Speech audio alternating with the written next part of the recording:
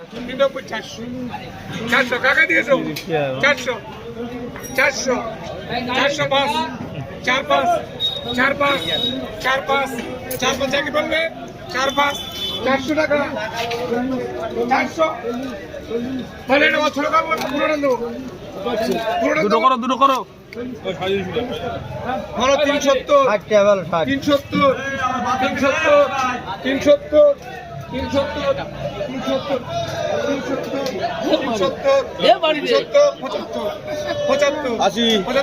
আমি একবার 80 85 85 85